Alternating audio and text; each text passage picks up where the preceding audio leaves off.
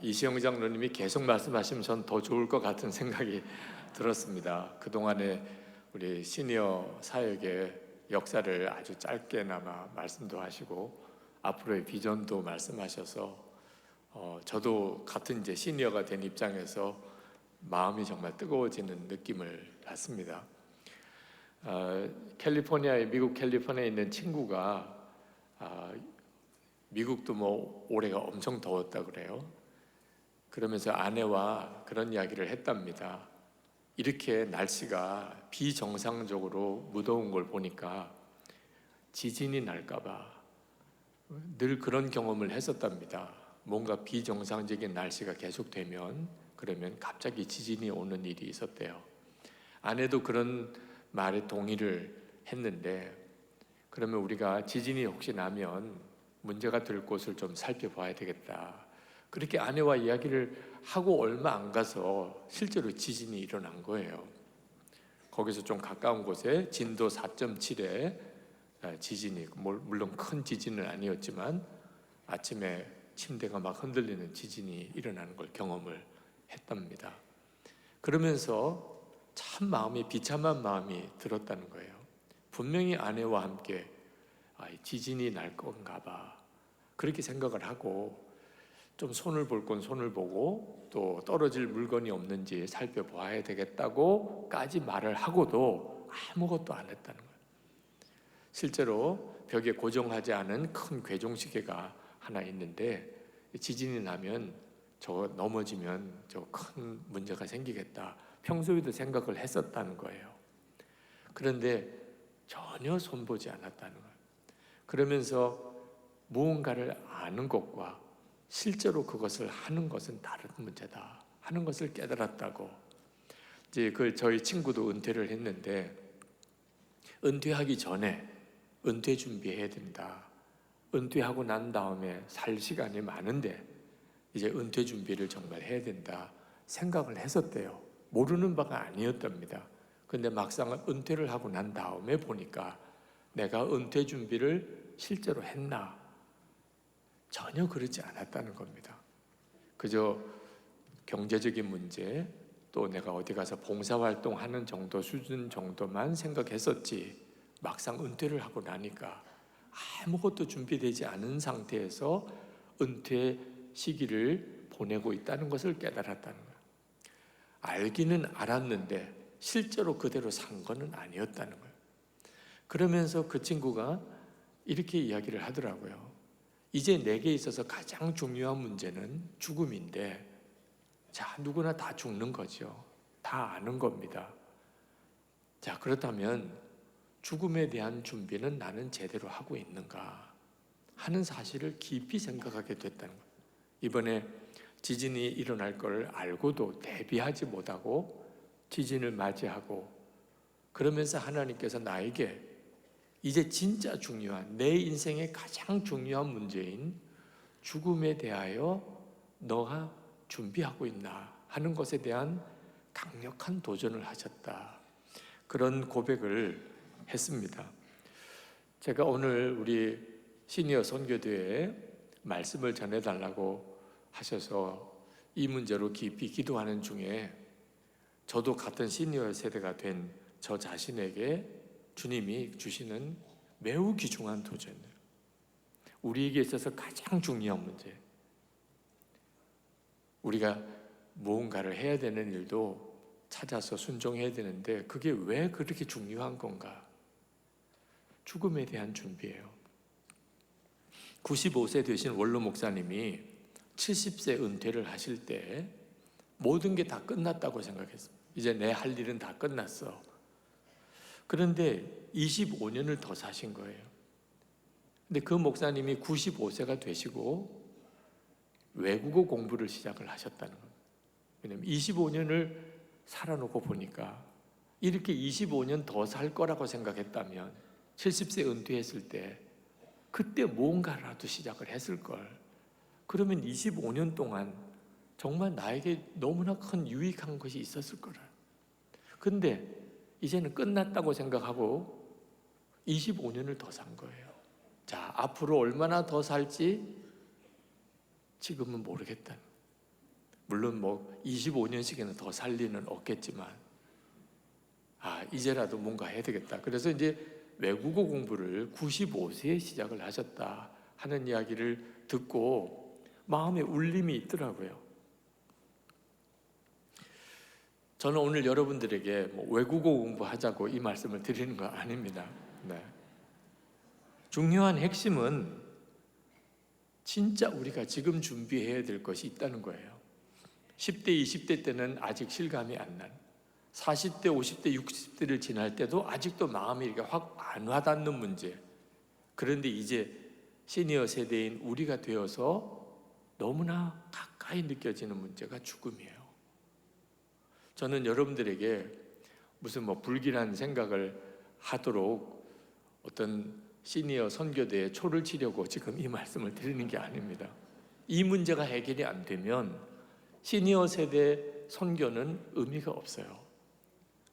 사도 바울은 선한 싸움을 싸우고 나의 달려갈 길을 마치고 믿음을 지켰으니 라고 했습니다. 그건 그가 하나님 앞에 가기 직전의 상태였어요. 지금 우리는 그렇게 하자고 모인 겁니다. 선한 싸움을 싸우고 달려갈 길을 달려가고 믿음을 지키는 일이 지금 우리에게 너무 중요한 거예요. 우리는 이미 현역에서 떠난 사람들이 아닙니다. 나이 들고 힘도 없고 가진 것도 없는데 무슨 선한 싸움을 싸우고 달려갈 길을 달려갈 게 있냐? 틀림없이 그런 질문이 우리 속에 있습니다. 여러분, 나이가 들어도 반드시 해야 될 일이 있고 나이가 들었기 때문에 더 분명히 해야 할 일이 바로 예수님과 친밀히 동행하는 거예요. 왜냐하면 우리에게 있어서 가장 중요한 문제가 뭐죠? 지금 현재 여러분에게 있어서 가장 중요한 문제가 뭡니까? 건강, 돈 아니에요. 이제 주님 앞에 설 때 주님을 친밀한 주님으로 만날 건가, 낯선 주님으로 뵐 건가 하는 거예요. 이제 주님 앞에 설 것은 우리 모두에게 다 너무나 분명하게 약속된 일입니다. 문제는 그 주님이 친밀하신가? 아니면 너무 낯선 분인가? 저분이 예수님이시래. 근데 너무 낯설게 느껴지면 이건 진짜 끝나는 거고. 저분이 주님이셔. 달려가게 되는, 주님하고 달려가게 되는, 주님도 나를 알고 나도 주님을 아는. 여러분, 이보다도 더 중요한 일이 어디 있단 말입니다.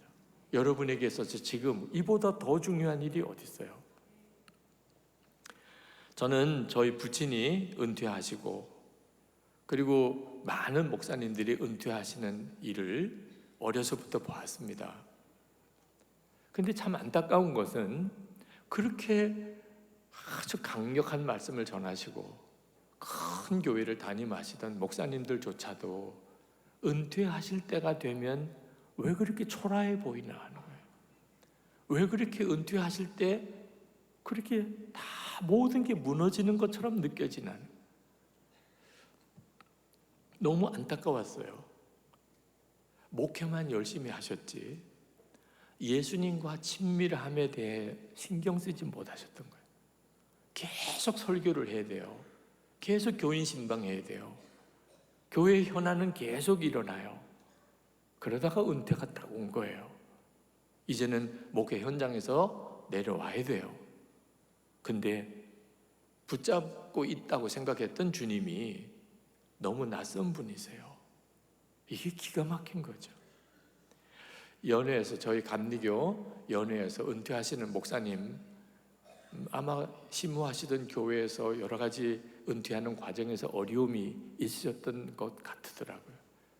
목사님들이 모여 계신 자리에서 그 목사님의 큰 소리가 들려와요.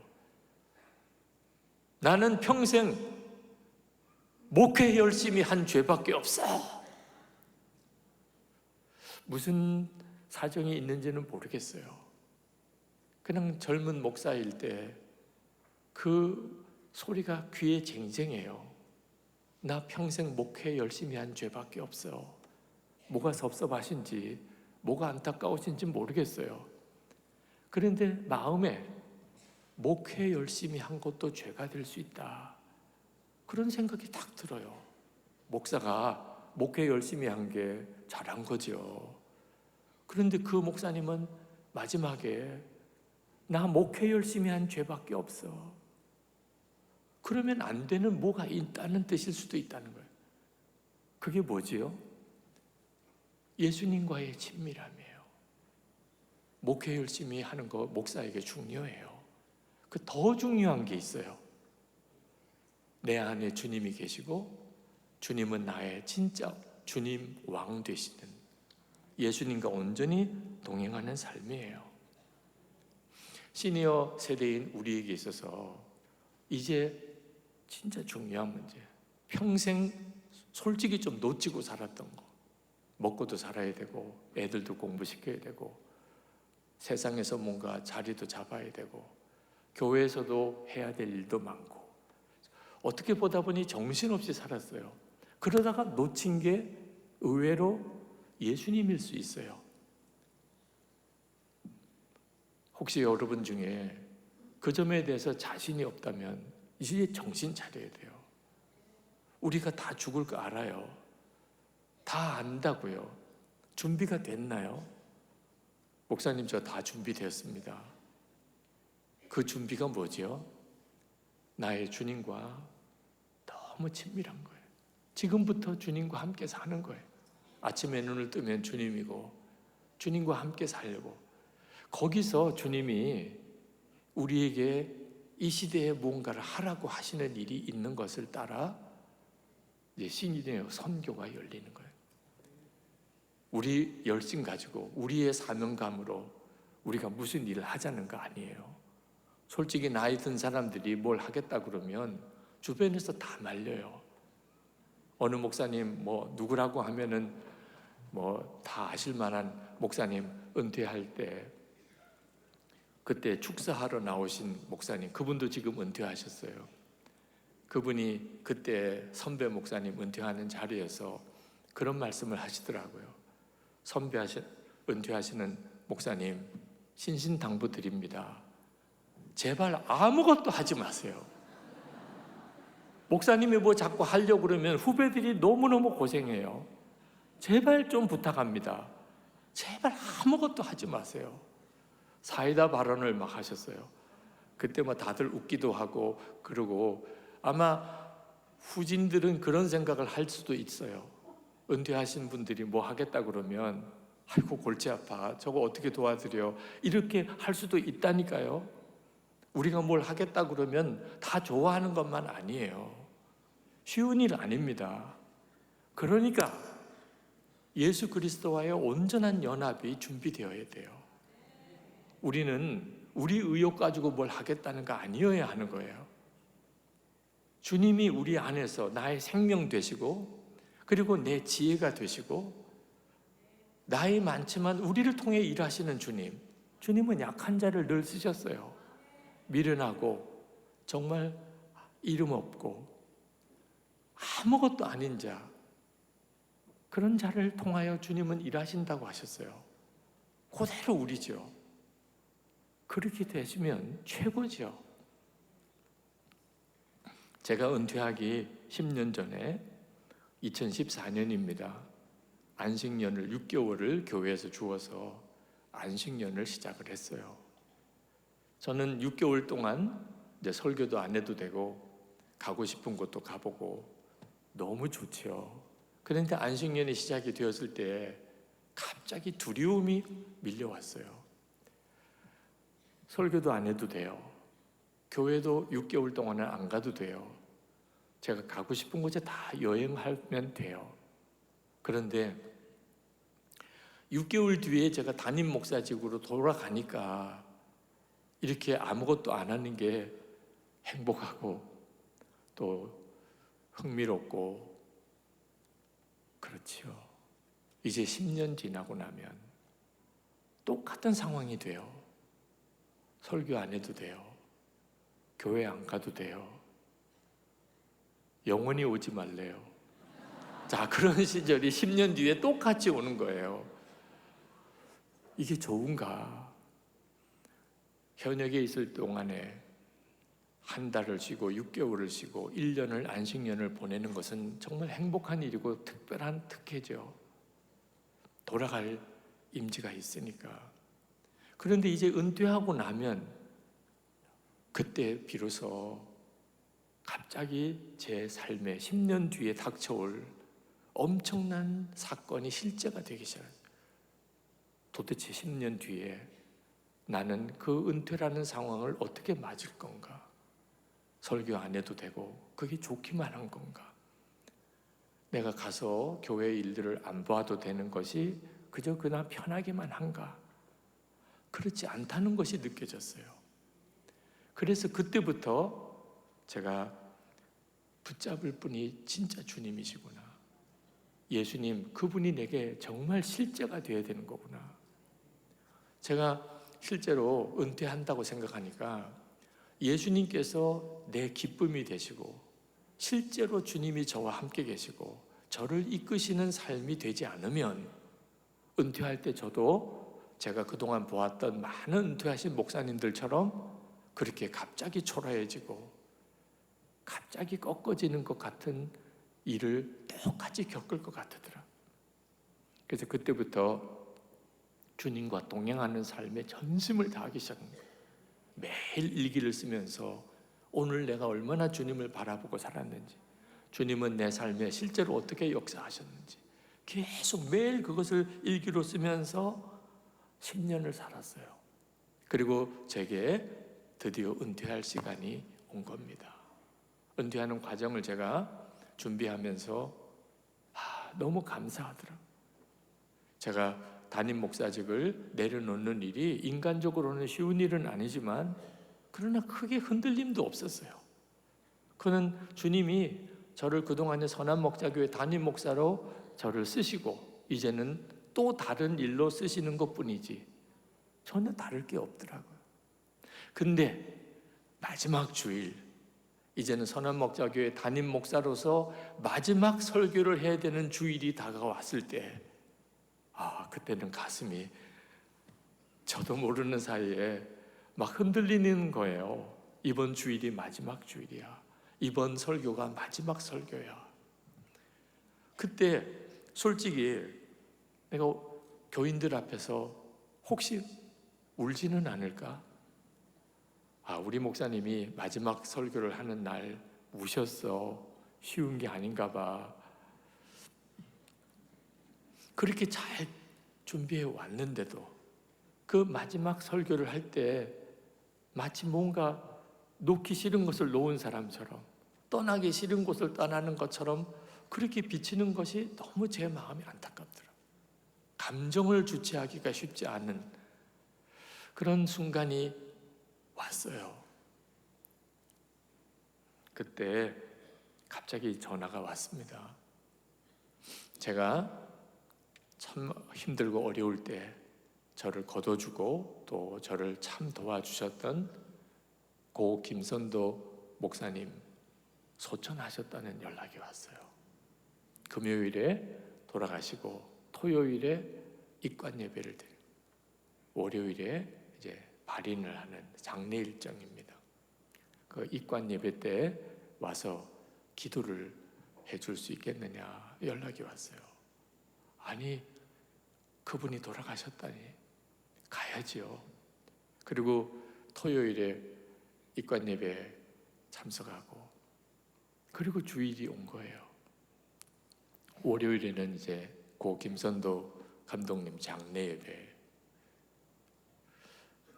정말 놀라운 것은요, 은퇴가 아무것도 아니더라고요. 진짜 중요한 시간은 죽음이에요.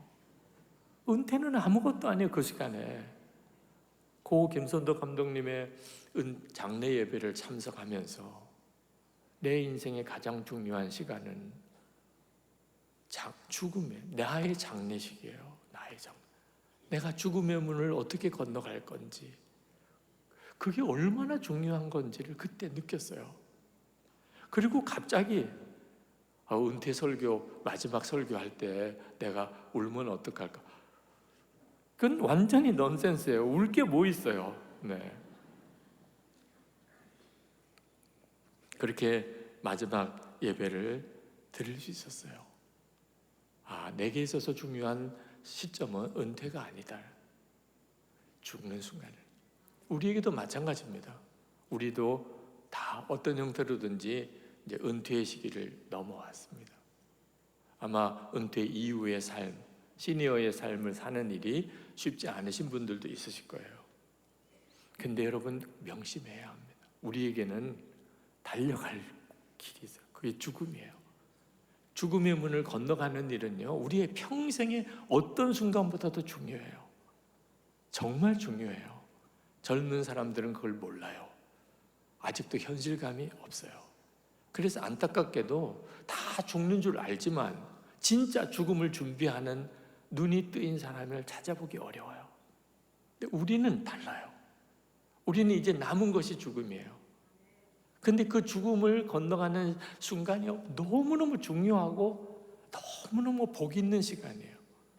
우리 인생 전체의 평가는 아직까지 결론이 내려지지 않았어요. 여러분의 인생 평가는 아직 결론 내려지지 않았어요. 저는 수많은 장례식을 치러봅니다.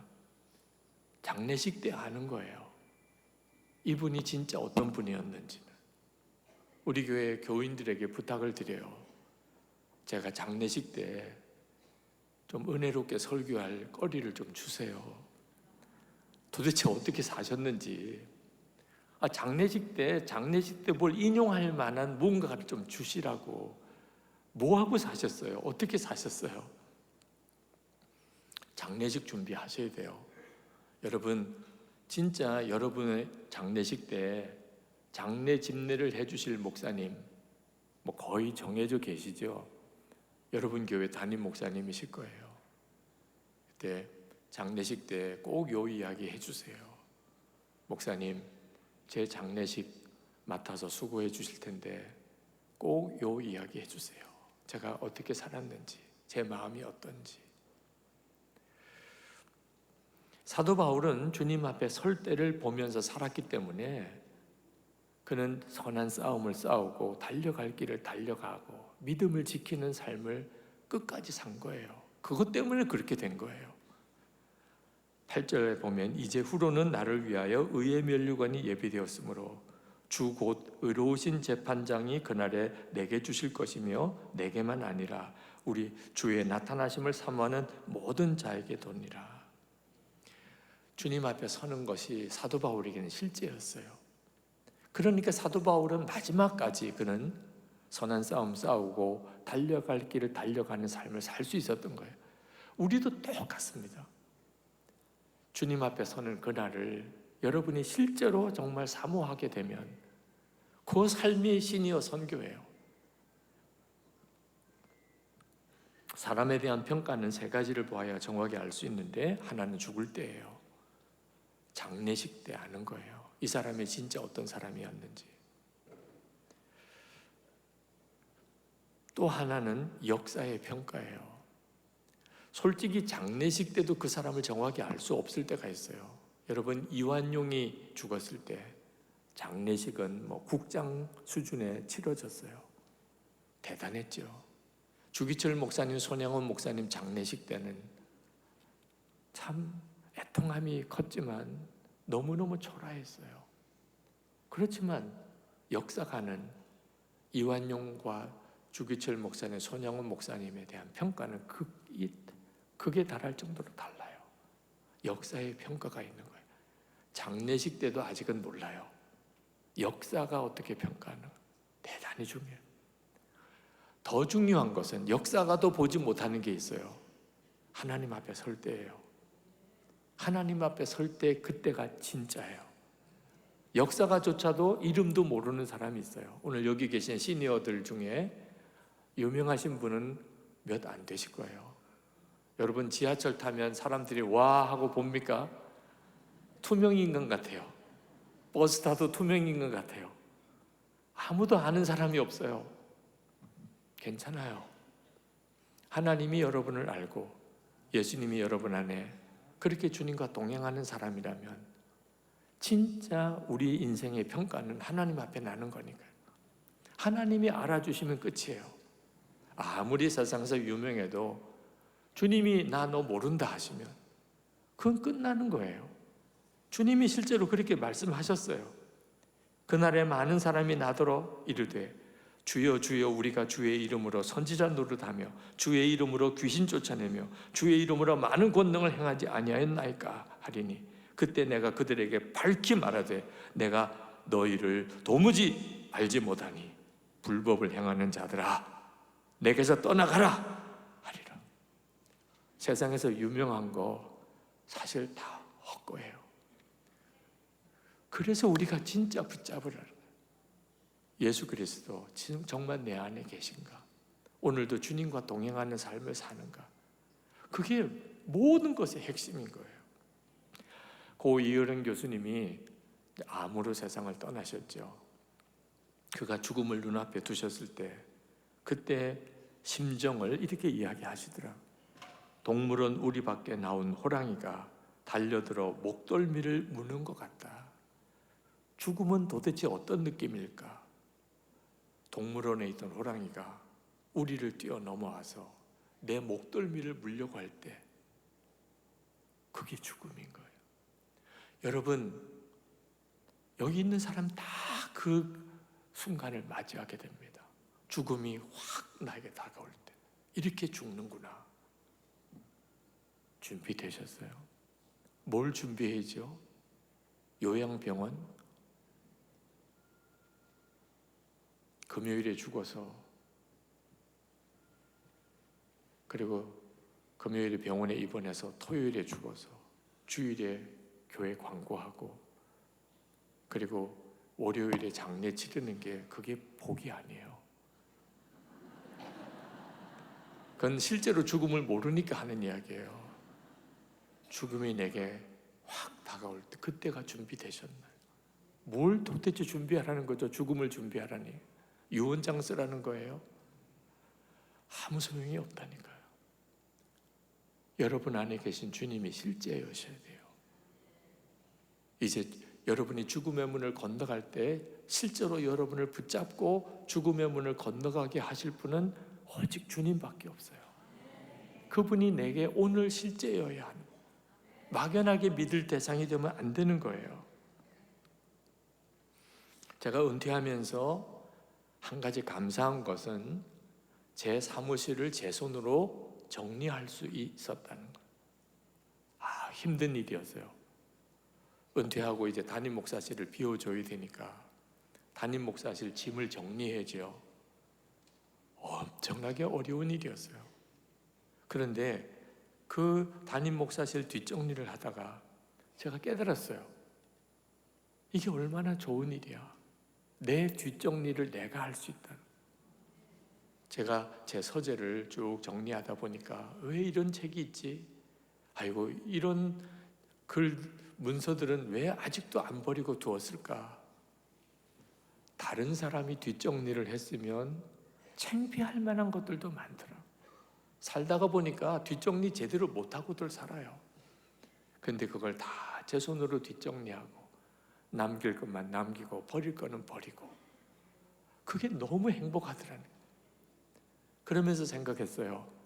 이제 내가 죽을 때는 이렇게 할 수 없다는 거예요. 죽을 때 자기 뒷정리, 자기 장례식 누가 할 수 있어요? 여러분 이제 임종 가까우면 그때부터 여러분의 자녀들, 가족들, 딴 사람들이 여러분 장례 준비해요. 여러분이 임종하고 나면 여러분의 옷까지 전부 다 딴 사람들이 뒤져서 보고 버릴 거 버리고 정리해요. 그때 부끄러운 게 남을 수 있어요. 그때 그 사람의 진짜 흔적이 남는다고요. 제가 은퇴하면서 정리하고 살아야 되는 거구나. 부끄럽지 않으려면 진짜 정리하고 살아야 되는 거구나 하는 걸 알겠더라고요. 그 정리하고 사는 핵심이 주님과 동행이에요. 매일 주님과 동행. 가지지 말아야 될 감정 그날로 정리해야 돼요. 품지 말아야 될 분노 그날로 정리해야 돼요. 나이가 들어도요 자꾸 세상 기웃거리게 돼요. 시간도 많고 그냥 기력은 없고 그러니까 자꾸 영상만 들여다보고 계속 영상 가지고 카톡에 퍼나르고, 그게 거의 뭐 시니어들의 일상이 되다시피 되어 정신 차려야 돼요. 제가 군목 훈련 받을 때 그때 훈육관이 그런 이야기를 하더라고요. 눈동자 돌아가는 소리가 들린다. 난 거짓말인 줄 알았어요. 말도 안 돼. 아니, 눈동자 돌아가는 게 무슨 소리가 있겠어요. 근데 제가 목회를 하면서 이렇게 설교를 해보니까 눈동자 돌아가는 소리가 들려요. 교인들의 이 눈동자가 돌아가는 소리가 들리더라고. 실제로 하나님이 우리를 보실 때, 야, 내 눈동자 돌아가는 소리가 들린다. 한눈 파는 거, 자꾸 세상을 한눈 파는 거예요. 진짜 정신 차려야 돼요. 그러다가 어느 순간에 확 죽음이 와요. 그 언제 올지 몰라요. 주님을 뚜렷하게 바라보는 삶이 필요해요. 존 파이퍼 목사님, 영국의 유명한 존 파이퍼 목사님이 청년 집회 때 그가 말씀을 전하면서 비극적인 소식 하나를 전했습니다. 80세가 넘은 여성교사 루비 엘리아슨과 로라 에드워즈 두 분이 카메론에서 순직한 일이에요. 한 사람은 간호사고 한 사람은 의사입니다. 이들은 평생 독신으로 살면서 오직 한 가지 일, 주님 마음 품고 불쌍하고 고통스러운 가운데 사는 아프리카의 사람들 섬기면서 복음을 전했어요. 그날도 환자를 찾아 카메룬의 산악지대 마을을 가다가 자동차 브레이크 파열로 절벽에서 떨어져서 그 자리에서 하나님 앞에 갔습니다. 존 파이프 목사님이 그렇게 말했어요. 큰 소리로 청년들에게 말했어요. 여러분, 이것이 비극입니까? 80 넘은 이 두 여인이 자신들과 비슷한 연령의 사람들은 은퇴하고 휴양지나 요양원에서 안락한 여생을 보내고 있을 때 평생 주님을 위하여 힘들고 고통스러운 삶을 살아가는 이들을 섬기다가 순간에 주님의 품에 가게 된 일이 과연 비극이냐 말입니다. 절대 그렇지 않습니다. 이건 비극 아니에요. 어떤 게 비극인지 제가 말씀드릴까요? 그러면서 주머니에서 종이 쪽지를 하나 꺼냈어요. 리더스 다이제스트에 실린 기사입니다. 이 제목은 이른 시작, 이른 은퇴입니다. 미국 북동부 지역에 사는 밥과 페니 부부는 5년 일찍 은퇴했습니다. 밥은 59세, 페니는 51세입니다. 그들은 따뜻한 플로리다에 내려가 거기서 집을 샀습니다. 그리고 보트도 샀습니다. 소프트볼을 하며 지냅니다. 그리고 희귀한 조개 껍질을 취미로 모으고 있습니다. 여러분, 이것이야말로 비극입니다. 안타깝게도 수많은 사람들이 이러한 비극적인 삶을 동경하고 있습니다. 온갖 매스컴이 이러한 삶을 행복이라고 부추기고 있습니다. 여러분, 이러한 삶을 동경하지 마세요. 이 비극적인 삶을 쫓아가지 마시기 바랍니다. 좋은 집, 좋은 차, 좋은 가족, 좋은 직장, 즐거운 은퇴, 조개 껍질 모으기가 전능자 하나님 앞에 서기 전에 당신의 모습이 아니기를 바랍니다. 창조주 앞에서 이것 보세요. 제 집 보세요. 제 차를 보세요. 제 몸을 좀 보세요. 제가 모은 이 조개 껍질들을 좀 보세요. 라고 말할 수 있는 사람이 누가 있겠습니까? 이것이야말로 비극입니다. 여러분, 삶을 낭비하지 마시기 바랍니다.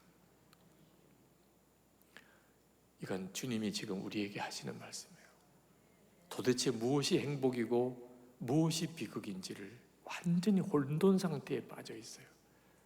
이유는 하나예요. 우리가 다 알아요. 죽고 난 다음엔 천국이 있다. 알아요. 그러나 실제로 준비가 안 돼요. 왜? 여전히 우리 속에는 세상만 가득해요. 여기서 잘 먹고 잘 살고 편안하고 그것밖에는 소원이 없어요. 이건 큰 문제예요. 주 예수님이 내게 실제가 되고 그 주님과 동행하는 것이 내게 정말 실제가 되어야 돼요. 그건 완벽한 죽음에 대한 준비예요. 재림에 대한 준비예요.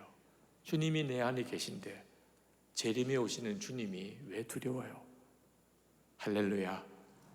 기도하겠습니다. 은혜로우신 하나님, 오늘 시니어 선교대에 모인 주의 사랑하는 종들, 평생을 주를 위해 충성하고 가정, 자녀들 위해 살았고 교회 위에 헌신했고 하나님 영광 위에 충성했던 이들이 이제 다시 이 시니어 세대를 어떻게 살아야 될지를 위하여 모였습니다. 주님이 기뻐하실 걸 믿습니다. 그리고 말씀도 주시고 위로도 주시고 힘도 주실 걸 믿습니다.